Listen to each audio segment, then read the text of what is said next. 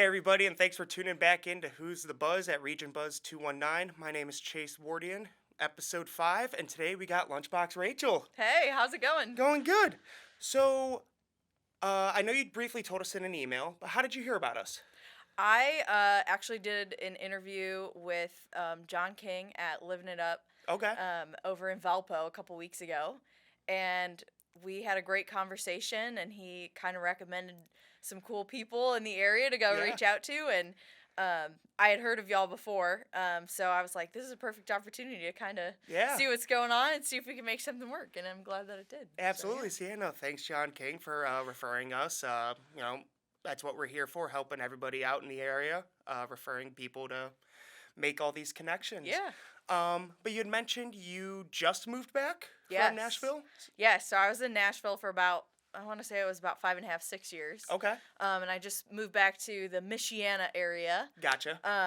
So I grew up in Munster and then moved to Michigan when I was a kid and kind of went back and forth a little bit. So very familiar and Yeah. feels good to be home. Yeah. Nashville's a very different scene Oh, I than bet. it is up here, so it's cool. So in those 5.5 years, did you still come up here on the occasion? Do you have family up here? Yep, or? yep. Okay. Most of my family's still around the area in Chicago and all that. So, yeah, I'm back up here. There's some grammatical and slang that I've brought back with me. Oh, and I bet. People are giving me weird looks when I say y'all and instead of you guys and You see, stuff like that. I don't get that because I say y'all all the time. Okay. And It's more- I've only ever lived here. Yeah. So Okay. I don't know why people would do that. But have you noticed, well, I guess, I mean, I've noticed, but how different has it been since you've really been back here? Because, I mean, yeah, only 5-6 years, but a lot's changed. Yeah, it's totally different, honestly. I think there's been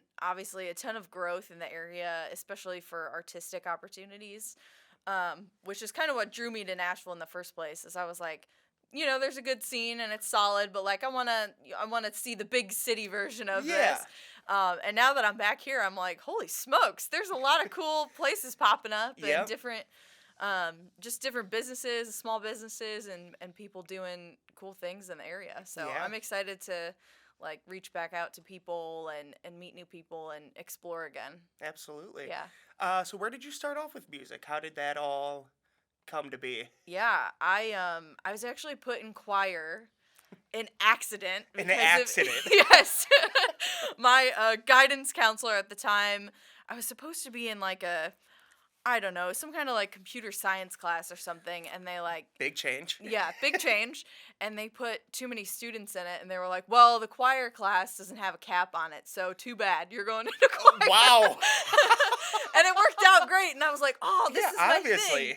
thing. So that's kind of where I first started, and then I definitely, like, my school district that I was in had a lot more of, like, the classical opportunities and formal music education, so Okay. I started with classical and did not do any songwriting until I moved to Nashville. So I'm only about 5 years into my songwriting Okay. career, but my degree and my formal education is actually in classical music. Nice. Yeah, so we've made a hard left into the indie rock scene. Yeah. That's, and I mean, and there's nothing wrong with that. There's a lot of people that, take that deviation, but I mean, it's cool to see that you're still in music, even if you do take a turn from your degree and stuff like that. Oh, yeah, because- and it definitely is something that, I mean, the tools that I learned, like, it's not like music theory is ever gonna, like, weigh you down. or No, anything. not in the slightest. No, so it worked out exactly as it should.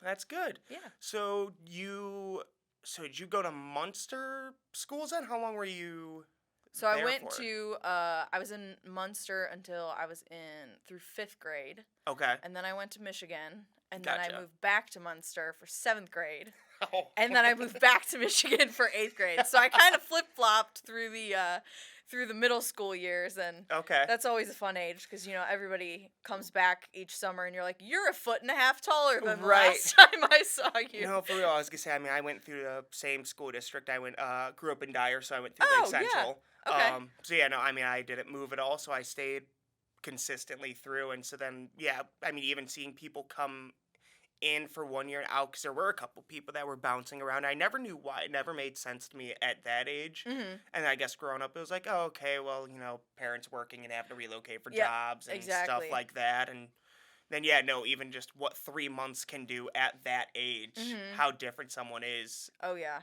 let alone a whole year, and then they're back. Yep. And then we all started our emo phases, and we Yep. never got out of them. Exactly. And I love it. I really do love it. As Oh much as yeah. people, I mean, I guess now it's weird too now because it is so much more, I don't want to say accepted, but more normal now because everyone that grew up with that is now adults, and now we really don't care what other people Right. say about it because in middle school, if This you is listen who to I am, Mom. exactly, it's not a phase, whatever. I pay my own rent now, so Yeah. I do what I want. Right, I could dye my hair, I could paint my nails, I don't care. This is me. I never got to the coontails that I always wanted to get. No. I had a couple friends, and I mean, it's weird too because people got ripped on for that type of thing. Mhm. And seeing like my sisters now, because there's my sister Amber's in 8th grade, and then my sister Hannah's in high school, and some of the stuff that they talk about, I mean, even with anime, Yeah. because everyone that liked anime was definitely segregated. Right. Like, you were ripped on, you were Mhm. made fun of. But now it's just so widely accepted that it's cool that everything's moving in that direction, Right. being more open. That's what we were advocates for. We Yes, were trailblazing. we did this. We made it. We walked so this generation could run. Yes. Oh, man. So you said you're more in the indie rock scene then. Do you have a group? Do you go solo? What do you I kind do? of do a mixture. Now that I'm moving back up here, I've got, working with a new crew of people and Yeah. grown my little team again. There you go. No one wants to commute from Nashville, unfortunately, which I can't blame them. It might be a bit no. of a stretch. What's that, 9 hours? Yeah, it's roughly? about eight and a Okay. half with stops. Yeah, So depending on the day. yeah, depending on how you drive. Yeah, true. You can get it down to 17, not 17, 7 hours in like 15 minutes. So Okay. yeah, at least from where I'm at. So I Gotcha. don't know if here maybe it's a little bit closer, but I always love my GPS because it's like continue straight for 433 Yeah, no, you are miles, and you're like, going down. here we go. Yep. It's a straight Yeah, line. take it 41 or 65, Yeah. whatever you choose, just straight down. Yep. So, I'm getting my group together up here, and I've actually been kind of, I don't know if I'm just been influenced by obviously living somewhere where they have a lot of country music, but I've realized my writing structurally is very country-esque. Okay. So I'm kind of playing around with some new sounds a little bit, but keeping it in the indie rock realm. I'm calling it indie twang. So we're gonna see if it merges well, but it could also be something that just lives on my computer for eternity if it doesn't work out. Yeah. So, No. yeah, but doing that and going out to open mics and kind of just exploring the venues around the area. There's so much going on now, Right. which is awesome, and I'm by a lot of the lakes in Michigan, so we're going into tourist season, and Yep. all the little summer shops open and have acoustic nights. So I'm Mhm. sure I'll pick up a few of those and Right. do some cover gigs and stuff. It pays a lot better here for musicians than Does it it? does in Nashville. Yeah. Okay. Yeah, I don't know if it's just because there's so much competition in Nashville that you can get away with not paying the artist, but like they wanted came across this gig that was like downtown on Broadway, and it was a 4-hour set, and it paid $50, and I was like, Oh, you're selling shots for $15, and you're not even paying the musician. So that's rough. yeah, so I'm like pleasantly surprised to be back up here. I'm like, oh, I could like do a lot more with a lot more money. So, yeah, it's exciting to be back and just get back in the scene and see what opportunities are coming down the Absolutely. pipeline. Yeah. So with moving back up here, are you a full-time musician? No, Okay. I am full-time musician. I definitely put my 40 hours in Okay, each week. so then- but I do also have a 9 to 5 that I also put 40 hours into. Gotcha. Okay. Yeah. I guess that's a better way to phrase it. Yeah, because there's Till the streaming payouts up their game, I think it's gonna just Yep. kind of be that way for a while. But yeah, so I have a 9 to 5, and then I do music all the other hours of the day that I can squeeze it in. Gotcha. If you don't mind me asking, what do you do for your 9 to 5? I work in finance, Oh, corporate finance. there Dun you dun go. dun. No, I actually really like it. It's been interesting, and again, it's not like learning about finances and knowing how to manage your money is like a detrimental skill to Right. to be around and learn. So it's definitely come in handy, and yeah, I have a great team of people that I work with at that company that respect the arts. So Yep. um, they encourage me, and I don't get any HR forms or complaints when I have my explicit music posted. That's Yeah, good. I'm very fortunate for that. So. No, absolutely. I was gonna say because I work with my brother and sister who have Down syndrome. Mhm. So I'm their direct sport professional, Oh, and then wow. I'm also a forklift operator for my nine to Oh, five. man. See, you So, get it. and then yeah, and then here, and so as much as I would love to say that forklift operating that's gonna help me every day for the rest of my life, it's not going to, Yeah. but it's fun. Yeah. It's fun driving You heavy gotta do it. machinery. You gotta make it work however you need to do that. And whether that be taking on 10 jobs and you get an Right, hour to do your music, I mean, it feels good to have that hour. right, You exactly. can't avoid it when you're an artist. No, I've tried. It doesn't work. yeah, I always go, "Man, why do I feel so low?" Oh, it's cuz I haven't made anything in a while. So I should probably get back to that. yep. No, I've been experimenting more in the like dubstep and EDM projects and stuff like Nice. that. And so a lot of times, because I just started this forklift job, I was at another place which was a lot more exhausting. I was doing a Mhm. lot more, and now here I'm working only 8 hours a day. I was doing 10-hour shifts at the other place, Mm. and I get off at 2:30. So if I'm not coming in here, I'm able to go home, and I actually have enough energy left because work wasn't killing me day to Yep. day to where now I can actually sit down and I feel comfortable spending a couple hours actually working on stuff instead of being like, all right, I have to do these 3 chores and then I'm going to bed so I'm not exhausted for work tomorrow. Yeah. I mean, I think that's a sweet spot, and I think it's becoming kind of like what you were talking about earlier, um, with just more accepting is like people know that artists don't make a lot of money Right. when they're at least when they're getting going in the beginning. It's Hmm. truly entrepreneurship. So um, it seems like it's more normalized now for musicians and visual artists and everybody to kind of have, like, whether it's working a coffee shop on the weekends or Hmm. however you got to hustle to get the ends met. it, Right. it seems to work well. So But no, I thought about that because that's a like almost that in between of freelance and working because you don't have set hours with that right, type of job, but you also aren't getting, from what I know, you're not getting paid hourly. You're getting paid after you sell a house, right.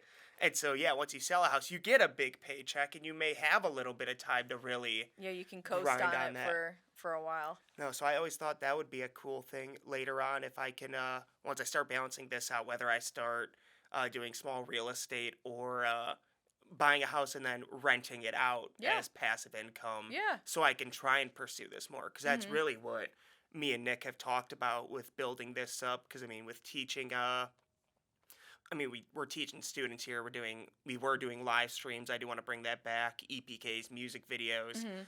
but at some point, when we move to our next location, I want to be able to have the space to do like bigger group classes, Yeah. songwriting classes, theory. Because there's a lot of people that do music that don't understand Mhm. theory, and I'm very behind on my theory now, and so I need to brush up on it even. And that, as much as all the stuff I do on the computer, it's a lot of weird noises, but there's still a lot of theory involved with that, Oh, even if it yeah. doesn't sound like standard notes. Right. Because it'll still sound wrong if you have the wrong note, even if Mhm. it's a random screech. It just sounds bad. And I don't think a lot of people understand how important that is. Mhm.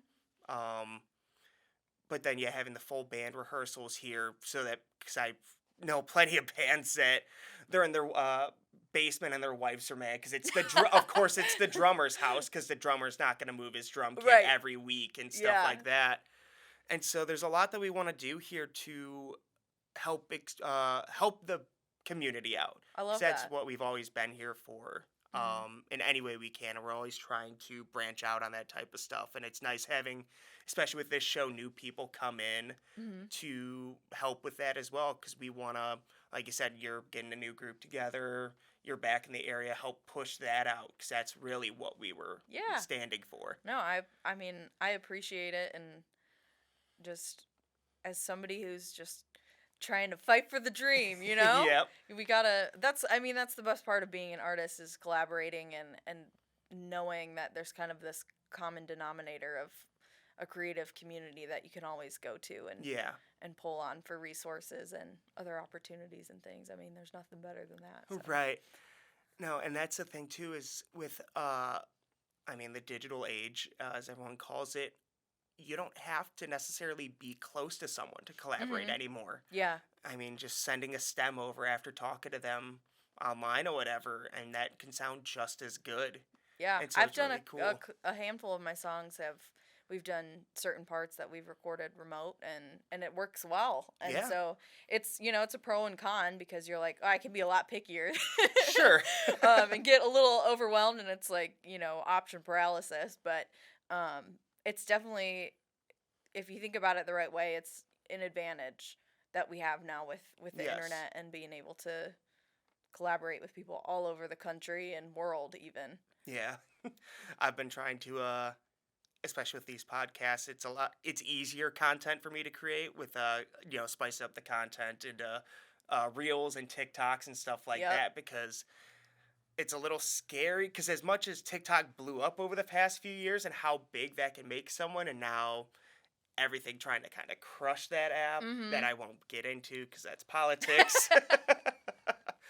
But it's just you have to know what you're doing still because Mhm. it's not always fun and games the whole time. No, Like it no. seems fun from the outside, but you're like really curating how you're gonna do this Yeah, because you can't half-ass it right. by any means And because there's it's gonna go so many nowhere. platforms and so many things to maintain all the time. Hmm. And I was just talking to a friend about that. It's like, you're like, "Oh, I found this rhythm and it like the algorithm's working with me." And then it's like, "We've updated the app." And you're like, Yeah, it's "No!" It's a different formula. The hashtags don't work anymore. Whatever strategy you came up with can change really quickly, but I think that's where being an artist or just a creative in general now, you have to find a balance and know when you need to take breaks. And hmm I think there's almost culturally like a much better understanding of like even like big accounts now are like, "Hey, I'm going away for a month." Like right. they announce it and everybody's like, "We get it. Like we'll see you when you come back Oh, around." right. Yeah. So I definitely think that there's more of an understanding, but nonetheless, it's like you really got to be able to balance it because it's just everything expires so quickly. Hmm. You're like, oh, I put one video out, and you're like, I should have put 45 out or Right. whatever. Um, Or there's a certain TikTok sound that's trending for a yes, week, and you need to like jump on that or yes, something like yeah, it that. definitely is anxiety provoking for Yes. sure. But I think I found like a good balance now and know just for my stuff personally, like when I need to step back and not worrying so much about like I released a song last week Yep. and I haven't updated my website yet. And I'm just like, you know what? The amount of foot traffic I get off my website compared to like my Instagram and my, Facebook page is like a fraction. No, So it it's really like, is. don't worry about it. It'll get updated when it gets updated. Nobody's passing me up. Most people message me on within the apps that they see the stuff on anyway if they want to Right. reach out. No. Um, Yeah, because we're. you I just mean, kind of make it work. no. I mean, and we update our. Well, try to update our website as often as possible with Hmm. everything. But same thing. Like we have the like on the website, we have the chat option for people to reach out through the website. But more often than not, it's a Facebook message. Right. It's a phone call. That was me. Yeah, exactly. And so all it is still important to update the website. It's weird that that's not the forefront anymore Hmm. because before that was really the main thing you needed to keep updated. Yeah. Yeah.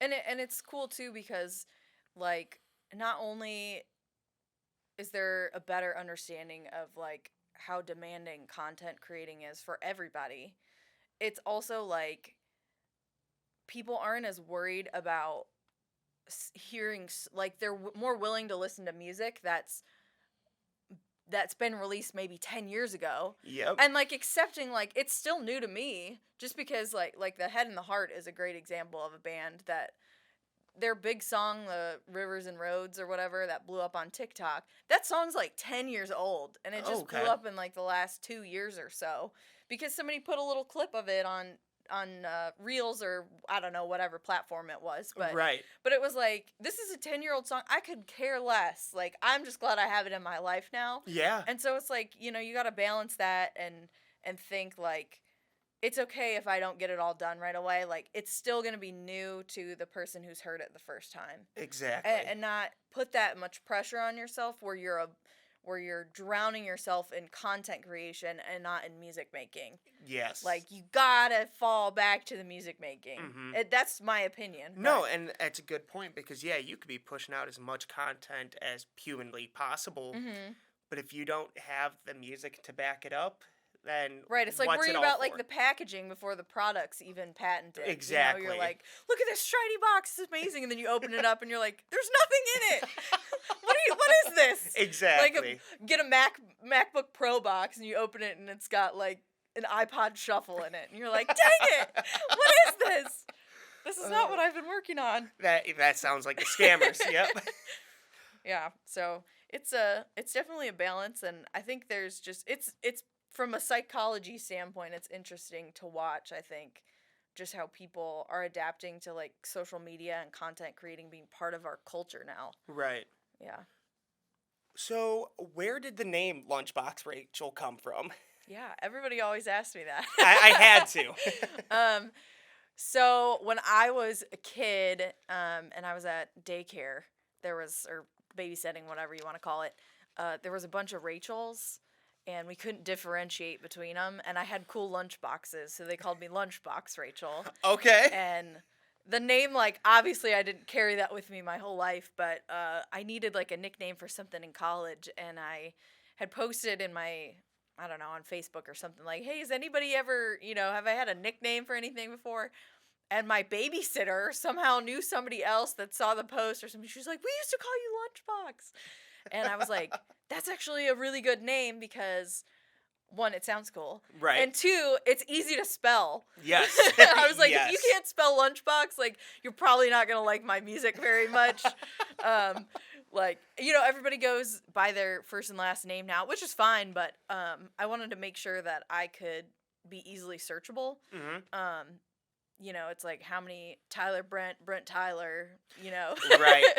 Especially in the country world. Like, I noticed that when I moved down south, that how many people go by their first and last names, and it works for them, but that was something that was important to me to make sure that you could remember it when you walked away. Yep. Yeah. No, that is very important. And another thing with that is I guess the legibility of the logo sometimes too. Yes. Yeah. Yep. And there's, people's names, there's a million ways you can spell names now. Yes. Just in right. general. But Lunchbox is pretty consistent. Yep. So. Consistent. And in this genre you're not doing the hardcore metal like scratchy band lettering. No. So you're gonna be able to read it and you're gonna be able to tell what it is. Yeah, so, I got a legible script Yep. for sure. Outside of music then, when you have time outside of music and working, what do you do? Activities, hobbies? I'm pretty up for anything. I'm a big thrifter. I'm like coffee shops, bookstores, Okay. historic stuff. Yep. I'm one of those. Gotcha. No, nothing wrong with that. I've to actually with the historic stuff, it's been kind of cool.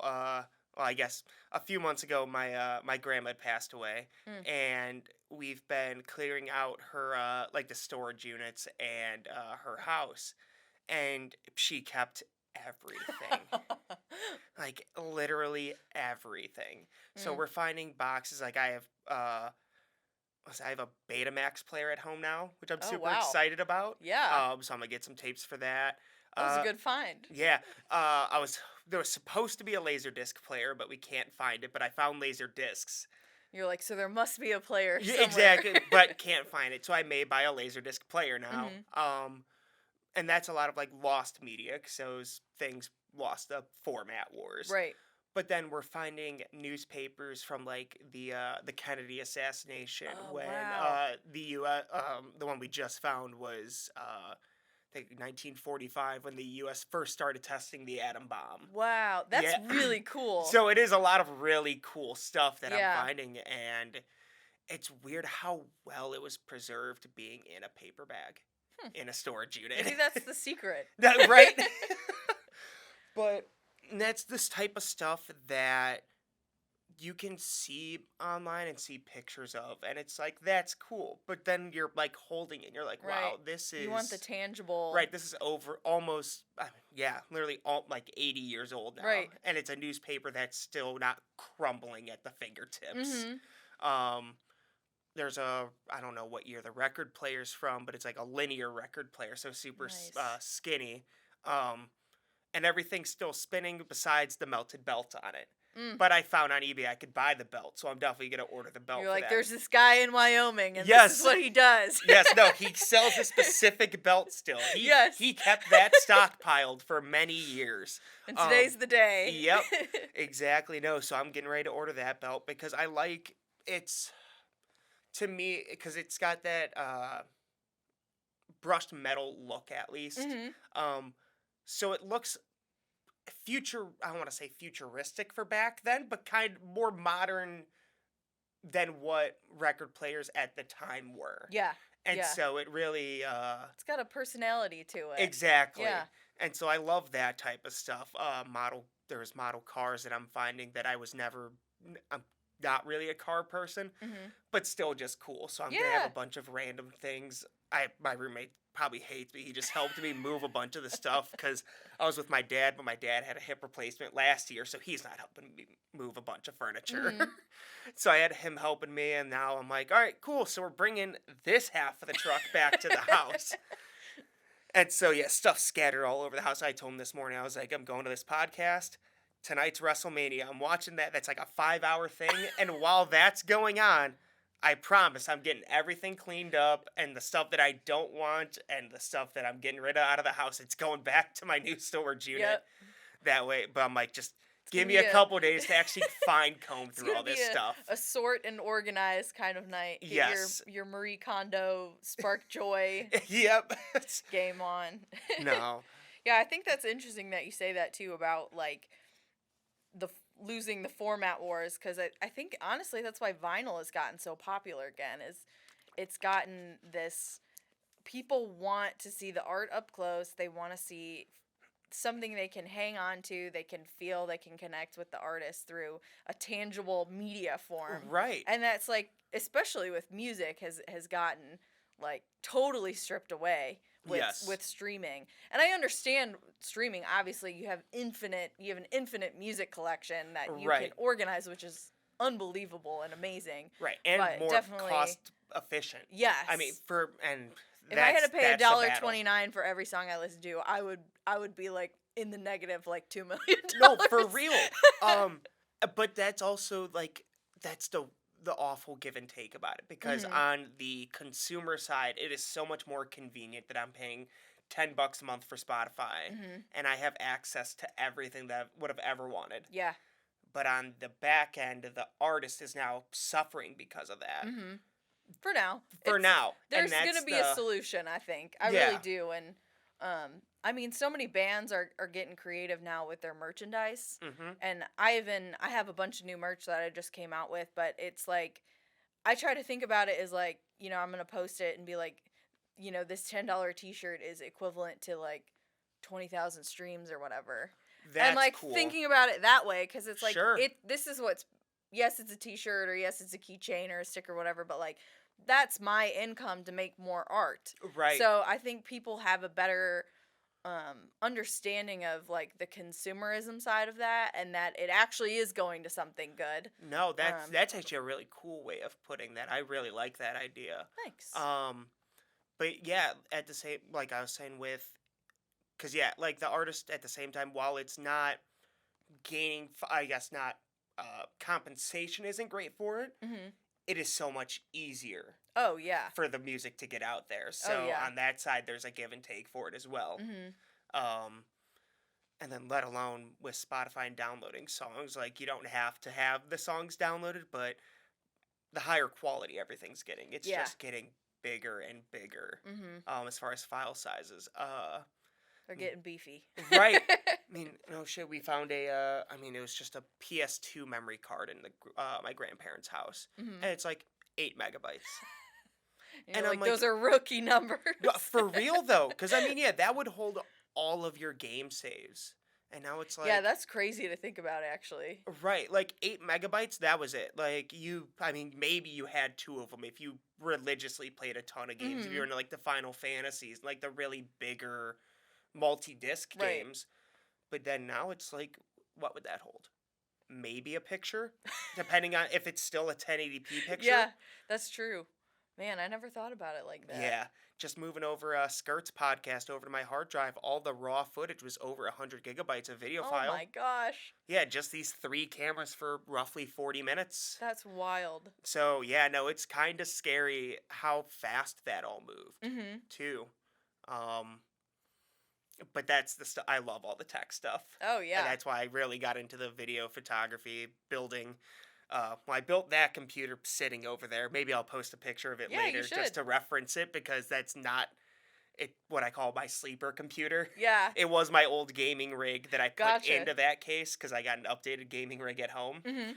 Um, but that's for my it runs all the video stuff when I do the video editing, because we don't need a Mac for that. Yeah. With the computer side of stuff in the other room, we needed a Mac, and I hate it.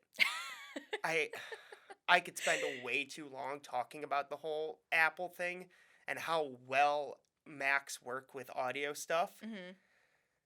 but you can't work on it. Yeah. You can't do anything to it. Yeah. And we just got that computer, but I had spent the past 5 years upgrading a 2009 Mac Pro. Oh my gosh. And it worked up until like maybe like 6 months ago, where it finally was at the point where it was like, all right, we have to upgrade. And then $2,500 later on sale, we got that computer. And since Mhm. it's last year's model, they don't cover it under any Apple Care. Ugh.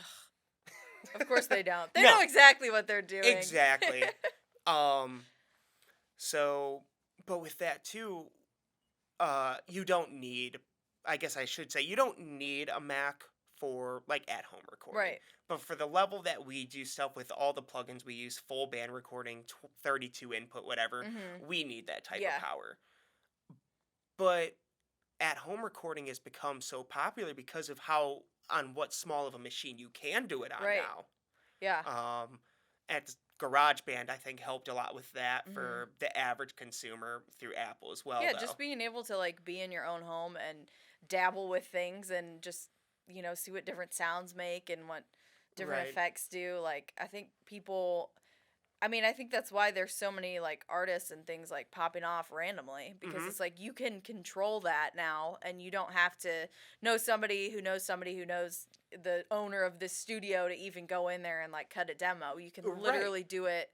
Obviously the quality of it has Sure. a huge impact of like if you're using an iPhone versus like a recording studio. But Yes. but to say that it's like out of reach, like It's it's not not. for anybody. So Nope. it's increased the competition amongst artists and people, which is cool because to me, I'm like, art is an infinite thing. Right. There's never too much. There's never too many opinions. There's never too many, it's not like an end all be all thing of like, today's the day, art's done. We did it, guys. We We completed. made it, all the songs and all the different variations. It's over. Everyone's That's satisfied and feels connected. Shut it down. it. Shut it That's down. never gonna happen. All music is Yeah. done, just never Yeah. again. Exactly. So I would hate that world. I would absolutely. can you imagine hate if that there was world. like a public announcement, like an Amber Alert, and it was just Yeah. like beep beep, like Everyone's supposed to- music's done. Music's done. Just cut it off. You have a All streaming speaker? services shut down. It's Yeah. gonna be we got a Fahrenheit. Was it Fahrenheit 212? Was that the book that Oh yeah. something like that? Yeah. Yeah. Like, all right, cool. We're burning all the books. Yep. Like, yep. government's coming into your house. We're taking all your CDs. I think there's a Portlandia episode about this now that I think about it. Is there? Probably. I've seen bits and pieces of that show. But from what I've seen, that wouldn't surprise me. Yeah. Of just being like, we got every variation we need, and now that we reached that point, nobody can listen to anything ever again. Yeah. But at the same time, if that hit and we could get a reset where everything could be fresh, that would be interesting. That would be interesting. Now we're getting into some meta stuff. Yes.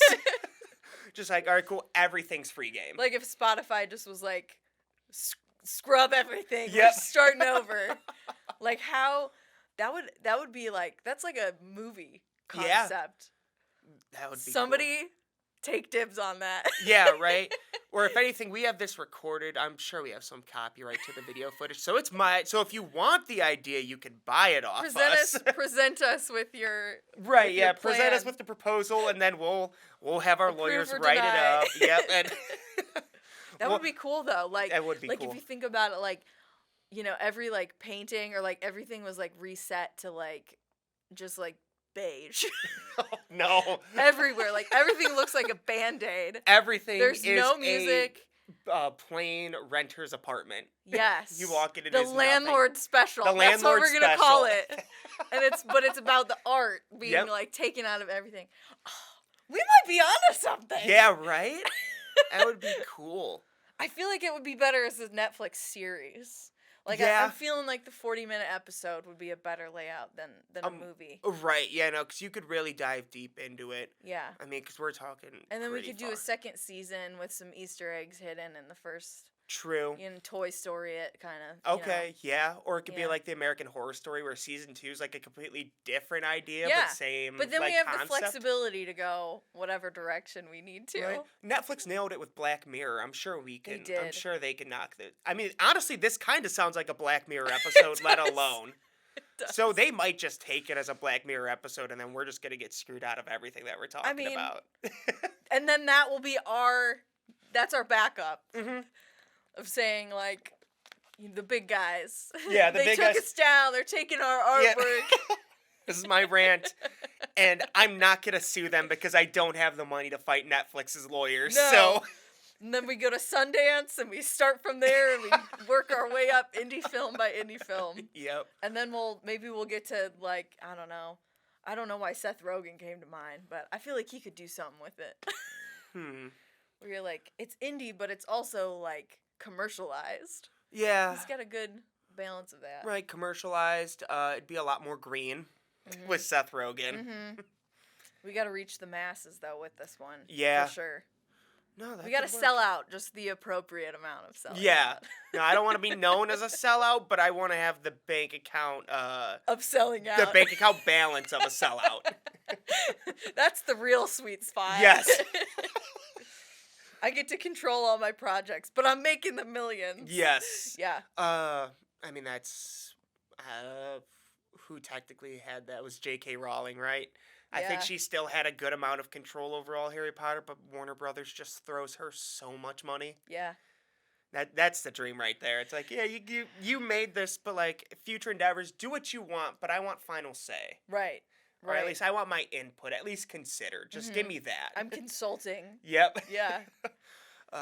Yeah, that would be nice. We'll get there. We'll get One there. podcast episode at a time. There we go.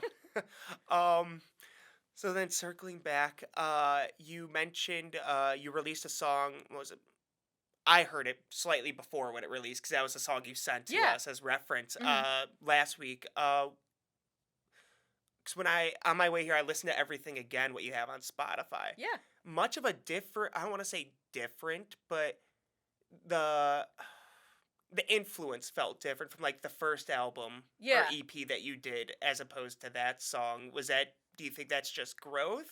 Yeah, I think overall, or I mean, I think obviously I think I've recorded that over the course of like 5 years. So okay. From my first releases and how that sounded to what I'm doing now, and I kind of found this like weird pocket of like punk sounding a little bit. And obviously I'm classically trained, so like going from singing opera to like finding my like rock voice Hmm. is so different. Oh yeah, I Um, bet. so I like kind of started dabbling in more of like the talk singing spot a little bit, and experimenting with that, and it just kind of came out and it worked well, and I went with it. It felt right and in alignment for what I was doing at that time. So I Yeah, just no, leaned into it, and it felt connected enough to my previous stuff that you would still know that it's me. yes, I Um, agree. but it That's definitely has like evolved from like that like more of like acousticy blues rocky sound hmm to like the very forward angular punkish kind yeah, of stuff that I've done. So it'll be interesting to see how I try to blend everything together as best I can, but a lot of times I'll write a song like I'm assuming you listen to my song Timelines if you said you yes. recapped everything. So I like that was a country song when I first wrote it, and I was like, man, I love this song, but like, I don't consider myself a country artist by any means. I love country music. I've learned a ton about it in the last couple years, but like, if somebody were to like quiz me, I'd be like, I don't know. I Yeah, have no idea. I'm screwed. I'm But if failing somebody that was like, test. what Journey song happened I'd be like, oh, I got this. I Yep. got this. Like, classic rock is what I was raised on. Yes. So, Yep. um, Right there with you. yeah, like, I think while I was writing Timelines, it came out as a country song because that's kind of like my genre formula I use when I write. And then I was like, I couldn't figure out like the melody or I couldn't figure out how to convert it into an indie rock sound. And then I started thinking of like bands that I like. And I love Alanis Morissette. I love the Black Keys. I love Blondie and like a lot of those kind of like garage rocky Yeah. sounding bands. And I was like, okay, if they covered my country song, what would it sound like? And That's a that's how cool I way. got to how Timeline sounds now, where it's got kind of this like Western influence in there a little bit Yeah. with like the more like, that one always makes me feel like I'm like galloping with the drums and the bass line. I'm like, oh yeah, here we go.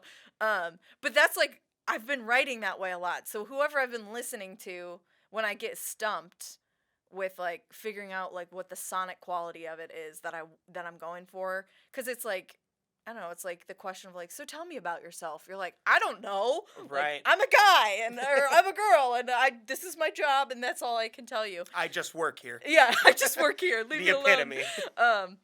I started thinking about it that way of like going like, oh, if Blondie covered this country song, like this is what it would come out like. And so it kind of blended into a different melody and a different feel, and I changed a couple words around, but for the most part, it worked well, and I was like, Yeah. oh, this might be a strategy. No, that's a cool way to think about it. Yeah. Never. I mean, I guess I was gonna say I never would have thought about it that way, but I guess maybe if I was in that position, yeah, I don't know, because I haven't written music like that. Tried to even on guitar in like maybe Mhm. 6 years. Yeah, but even with the electronic stuff that you're Yeah. doing, like you still are influenced by people and listen to them and their stuff, Right. and you're like, whether it's I mean, music. There's so much to the music, right? It's not just like melody and lyrics. It's like all these layers of song structure and chord progression and Right. volume, and there's all this that goes into it that you Right, can tempo. be influenced by. Yeah. Tempo, I didn't realize how much that could. I mean, I knew how much that could change a song, Mm-hmm. but in that genre, it really is like cool. 130. If you're doing stuff like that, because a lot of his they do a lot with halftime, so Mm-hmm. all of your standard like dubstep, bro step is all at 70 or 140, Mhm. whatever the bass drum ends up being on that. But you go down just 10, you're at 130 or 65. I can Mhm. do math. I passed. I graduated. I promise. But that's a lot more of like the bass house, or super like trippy low stuff. Mm-hmm. And just that 10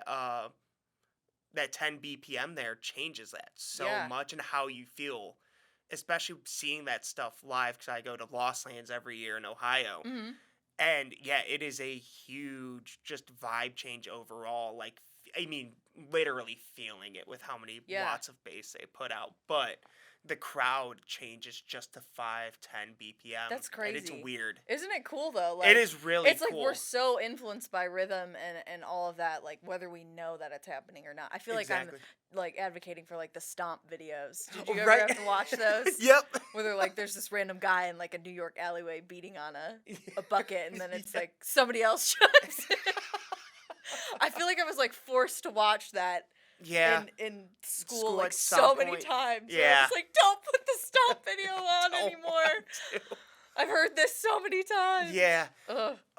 But that's the type of stuff that got ingrained into my brain was Yeah. those type of videos, and yet again, years later, I understand why Mhm. they did that. But back then, no, I didn't understand why. I was just like, cool, I'm not learning about anything right Right. now. This is my excuse out. Right. But now I appreciate But now it. you're like that BPM though. That BPM, it gets me every time. So I know with you moving up here, you are working with a new group. Do you have any plans right now for releasing anything else, or are you kind of just at the beginning stages of starting fresh with all that? Yeah, I'm kind of at the beginning stages of starting fresh. I have like this next project I'm doing, like I don't know. I'm like I don't like to share a lot about it just because I feel like it takes the energy away. Sure. No, Like see, you don't have to. when I advertise it, then I'm like, "Ugh, everybody already knows about it. Like Right. versus like I'm working on my secret little Yeah, project. right. Yeah, keep your secrets. But I am writing an album. And I have kind of like I have a handful of producers that I'm looking at and still in the deciding phase of what, who I'm going to work with and what direction I'm going to go with everything. But my goal right now is to just finish like the lyric writing and then start doing acoustic gigs so I can like test the songs out. I feel like Sure.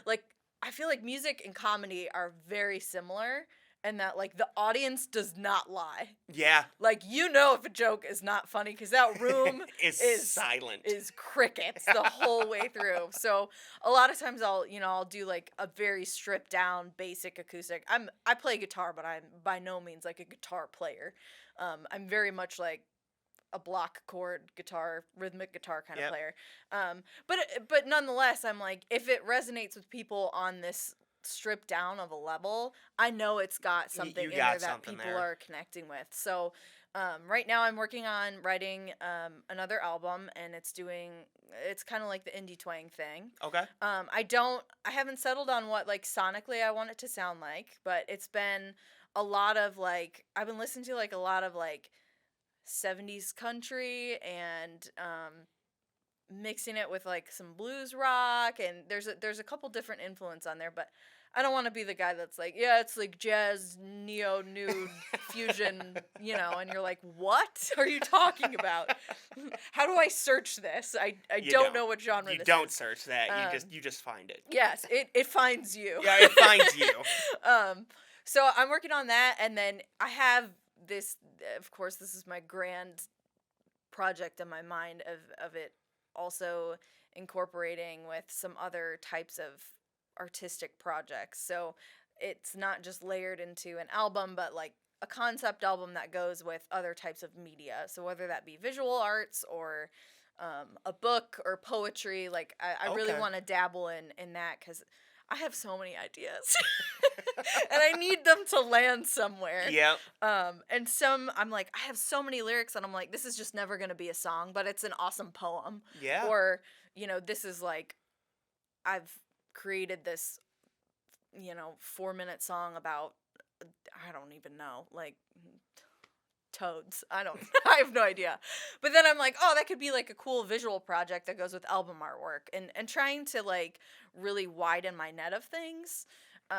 So I have that going on, but right now it's really just about writing and really I've worked on my songwriting really hard and gotten some amazing mentors that have helped me really hone I say it's a formula, but it's more like I call it my recipe. Okay. Of like what makes the song mine, Mhm. I like clever punchlines. I like a good hook and a good tagline. I pretty much am a verse, chorus, bridge, outro, chorus. That's kind of my structure. So right now I'm just really solidifying that and making sure I do as many rounds of edits and things that I want to do so that it's like a good product that goes in a good package eventually. Very cool. Yeah. Well, when that's That's a all, very long-winded it is answer. no. That's great though, and we will gladly have you back on again when that's Thank all you. done because that would be cool to then, I guess, have the before and after. Like, cool. We sat down and we talked about that after our random Black Mirror episode Yes, idea, yes. and then we'll see where we're at with Maybe contract we'll work that in negotiations. there Yeah, somehow. we'll talk contract negotiations With and the new Netflix project. and new Yep. projects. Yeah. Yeah. I'm down. I'm in. Cool. Well, it was a pleasure having you on and finally meeting you. Yeah, thanks so much. Absolutely. And I want to thank everyone else for tuning in to Region Buzz 209 for Who's the Buzz episode 5, and I will see you next time.